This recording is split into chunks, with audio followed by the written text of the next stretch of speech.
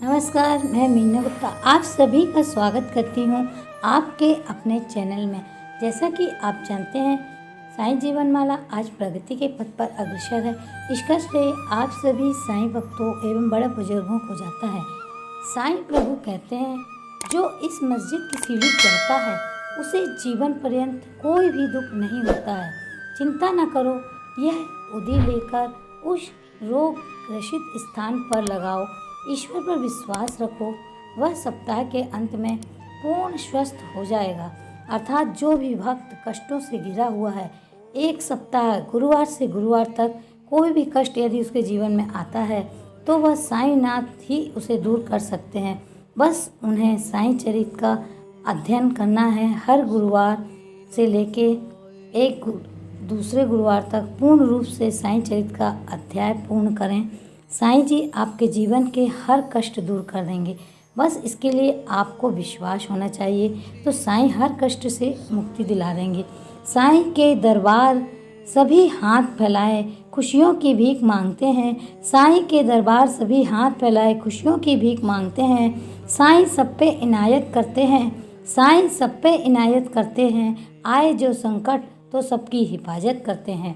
चलिए अध्याय 23 हम प्रारंभ करते हैं, जिसमें कि उदी वितरण, ईशोपनिषद की टीका, काका की नौकरानी द्वारा समाधान, विलक्षण शिक्षा पद्धति और ईशोपनिषद की शिक्षा। उदी वितरण।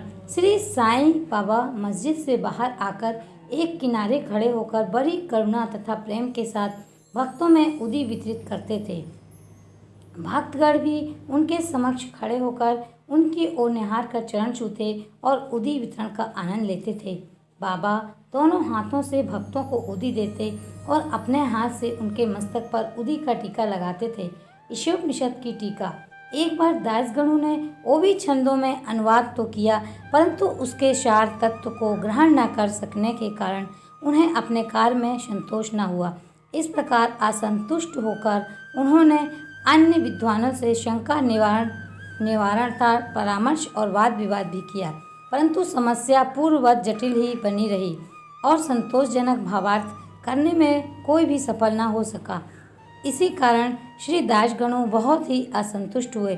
श्री दासगणों को विचार आया कि जिसे आत्म साक्षात्कार हो चुका हो, केवल वही उस उपनिषद का वास्तविक अर्थ कर सकता है। जब कोई भी उनकी शंका का निवारण न कर सका तो उन्होंने शिरडी जाकर बाबा के मस्जिद दर्शन करने का निश्चय किया।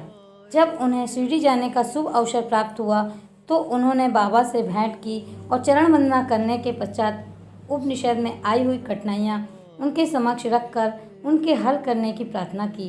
श्री साईं बाबा ने आशीर्वाद देकर कहा कि चिंता करने की कोई आवश्यकता नहीं, इसमें कठिनाई ही क्या है।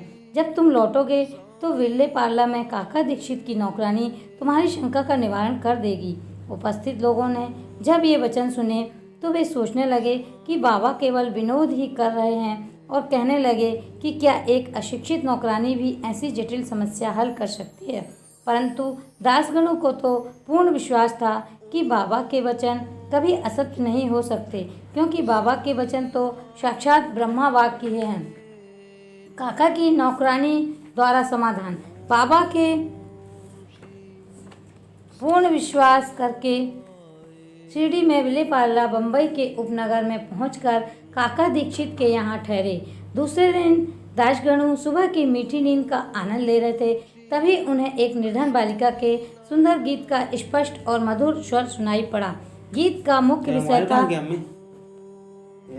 एक लाल रंग की साड़ी कितनी सुंदर थी, उसका जरी का आंचल कितना बढ़िया था, उसके छोर और किनारे कितने सुंदर थे इत्यादि। उन्हें वह गीत रुचिकर प्रतीत हुआ। इस कारण उन्होंने बाहर आकर देखा कि वह गीत एक बालिका नामिया की बहन, जो काका साहिब दीक्षित की नौकरानी है, गा रही हैं। बालिका बर्तन मांज रही थी और केवल एक फटे कपड़े में तन ढके हुई थी। इतनी दरिद्र परिस्थिति में भी उसकी प्रसन्न मुद्रा देखकर श्री दासगणों को दया आ गई और दूसरे दिन दासगणों ने श्री M.V. प्रधान से उस निर्धन बालिका को एक उत्तम साड़ी देने की प्रार्थना की। जब M.B.A. प्रधान ने उस बालिका को एक धोती का जोड़ा दिया, तब एक भूखे व्यक्ति को जैसे भाग्यवश मधुर भजन प्राप्त होने पर प्रसन्नता होती है, वैसे ही उसकी प्रसन्नता का पारावार न रहा। दूसरे दिन उसने नई साड़ी पहनी और अत्यंत हर्षित होकर नाचने कूदने लगी एवं अन्य बालिकाओं के साथ वह फुगड़ी खेलने में मग्न रही। अगले दिन उसने नई साड़ी संभाल कर संदूक में रख दी और पूर्ववत फटे पुराने कपड़े पहनकर आई। फिर भी पिछले दिन के समान ही प्रसन्न दिखाई दी। यह देखकर श्री दासगणों को दया का आश्चर्य से परिणित हो गई। उनकी ऐसी धारणा थी कि निधन होने के कारण ही उसे फटे चिथड़े कपड़े पहनने पड़ते हैं, परंतु अब तो उसके पास नई साड़ी थी जिसे उसने संभाल कर रख लिया और फटे कपड़े पहनकर भी उसी गर्व और आनंद का अनुभव करती रही।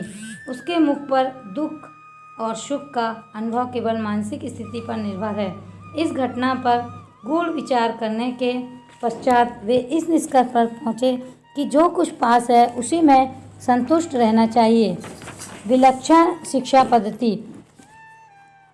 बाबा की शिक्षा पद्धति विलक्षण और अपूर्व थी। बाबा सीढ़ी के बाहर कभी नहीं गए, परंतु फिर भी उन्होंने किसी को मच्छिंद्रगढ़, किसी को कोल्हापुर या शोलापुर साधनाओं के लिए भेजा। किसी को दिन में और किसी को रात्रि में दर्शन दिए, किसी को काम करते हुए तो किसी को निद्रावस्था में दर्शन दिए और उनकी इच्छाएं पूर्ण की। भक्तों को शिक्षा देने के लिए उन्होंने कौन कौन सी युक्तियाँ काम में ली, इनका वर्णन करना असंभव है। इस विशिष्ट घटना में उन्होंने श्री दासगणों को विले पार्ला भेजकर वहां उनकी नौकरानी द्वारा समस्या हल करवाई। जिनका ऐसा विचार हो कि श्री दासगणों को बाहर भेजने की आवश्यकता ही क्या थी, क्या वे स्वयं नहीं समझा सकते थे? उनके लिए समाधान यह है कि बाबा ने उचित मार्ग ही अपनाया, अन्यथा श्री दासगणों किस प्रकार एक अमूल्य शिक्षा उस निर्धन नौकरानी व उसकी साड़ी द्वारा प्राप्त करते, जिसकी रचना स्वयं साईं ने की थी। ईशोपनिषद की शिक्षा।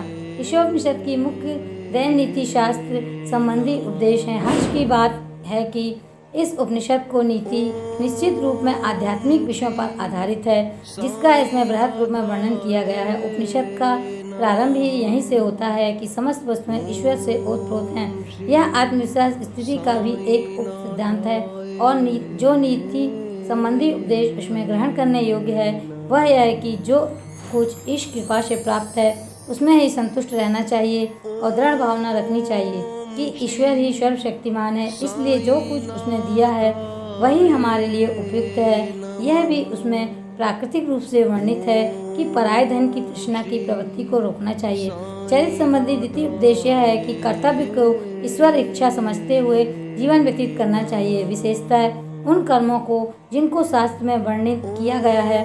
इस विषय में उपनिषद का कहना है कि आलस से आत्मा का पतन हो जाता है और इस प्रकार निरपेक्ष कर्म करते हुए जीवन व्यतीत करने वाला ही अकर्मण्यता के आदर्श को प्राप्त कर सकता है।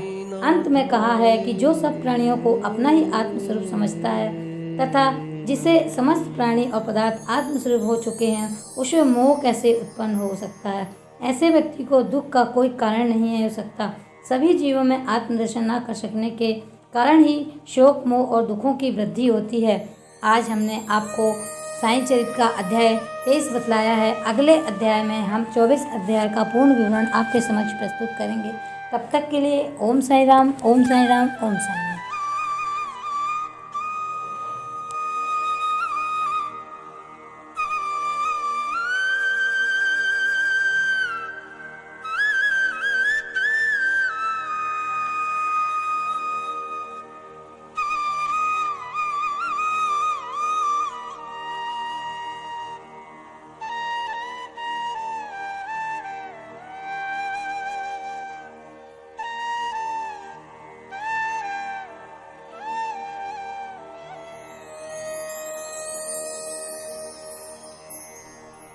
Oh